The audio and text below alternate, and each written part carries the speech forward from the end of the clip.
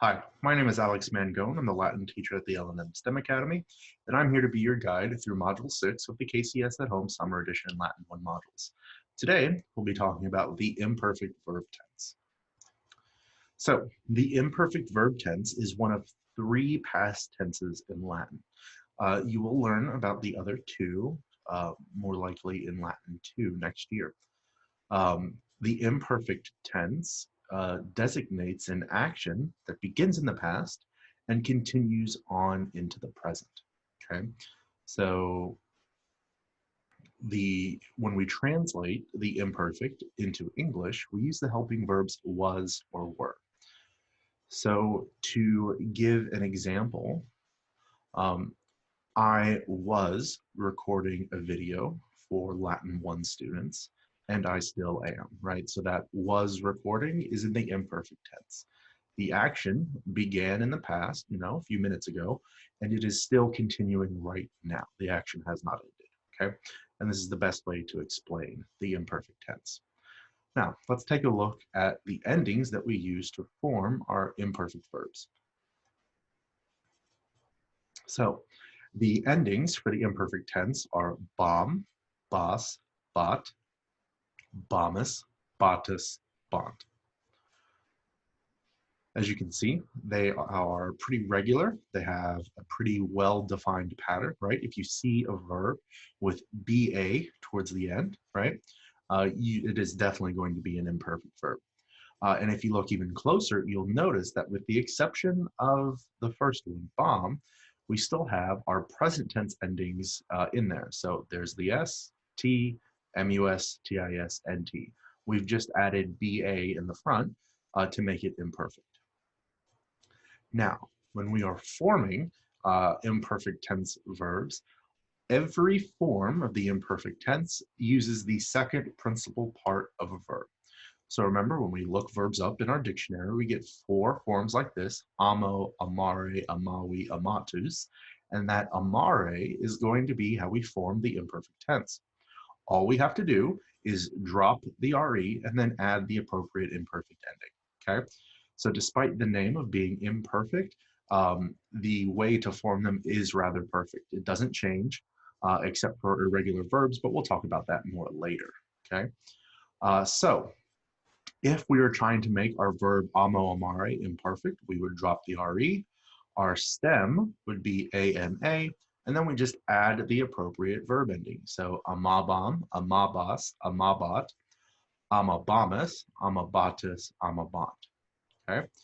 And if we were to translate these forms into English, it would be I was loving, you were loving, he, she, or it was loving, we were loving, you all were loving, they were loving, okay? So easy to form and pretty easy to translate, okay? There's not a whole lot else to the imperfect verbs. It is a very straightforward verb tense. There's no tricks or no hidden things. This is really all there is to it. So we are going to shift gears and look at the imperfect forms of sum and possum. Now that we have this new verb tense, we need to update our irregular verbs as well, okay?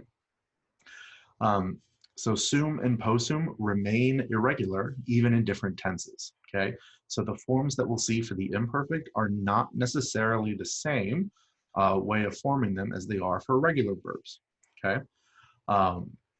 The imperfect form of sum is translated as was or were. So for example, he was a good boy.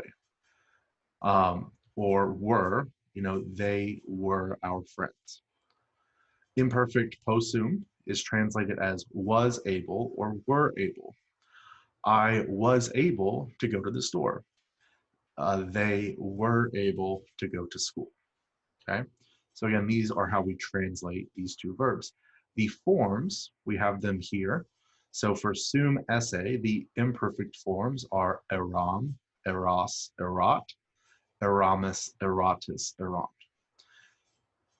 Now, as you can see for sum, it does follow a pattern within itself, right? So we have ERA plus an ending, okay? And again, if we look close enough, we will see these present tense endings just being repurposed in new ways, okay? And just like in the present tense, if we know our forms of sum, learning our forms of possum will be just as easy, okay? So we have poteram, poteras, poterant, poteramus, poteratus, and poterant, okay? So as you can see, the forms of possum in the imperfect are extremely similar to the forms of sum in the imperfect, okay?